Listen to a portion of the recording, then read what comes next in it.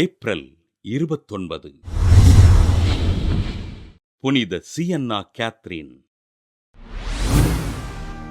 Italy நாட்டிலுள்ள சியன்னாவில் வாழ்ந்த ஜியோகோமதி தே பெனின்காசா lava பெற்றோருக்கு கிபி 1347 ஆண்டு மார்ச் 25 பிறந்தார் கேத்ரீன். குழந்தை பருவம் முதலே இறைபக்தியில் வளர்ந்த கேத்ரீன் தன் 7வது வயதில் ஆண்டவர் இயேசுவினை காட்சியாக கண்டார்.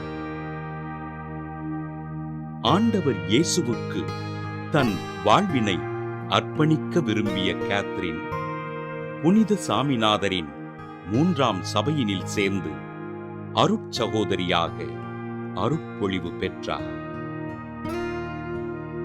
கிபி 1370 ஆண்டு விண்ணகம், நரகம் மற்றும் உத்தரிக்கும் நிலையினை காட்சிகளாக கண்ட கேத்ரீன் பிளேக் தொற்று நோயினால் பாதிக்கப்பட்ட மக்களுக்கு உதவிகள் செய்து பாவிகளுக்காக மன்றாடினார்.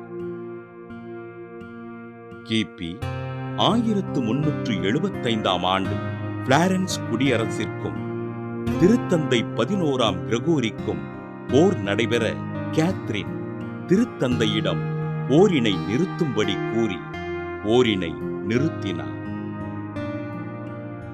ஆண்டவர் இயேசுவின் 5 திருக்காயங்களை வரமாக பெற்ற அருட்சகோதரி கேத்ரீன் துறவிகளும் மக்களும் திருச்சபைக்கு பணிந்து நடக்க வேண்டும் என்று அறிவுறுத்தினார்.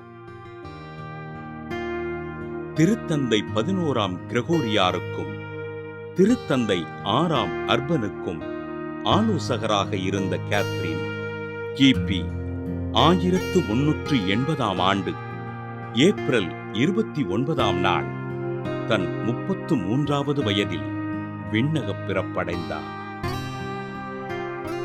சமாதான புறா என்று அழைக்கப்பட்ட அருட்சகோதரி கேத்ரீன் கிபி 1461 ஆண்டு திருத்தந்தை 2ஆம் பத்திநாதரால் புனிதராக உயர்த்தப்பட்டு இத்தாலி நாட்டிற்கும் தீ அணைப்போருக்கும் பாதுகாவலராக அறிவிக்கப்பட்டார்.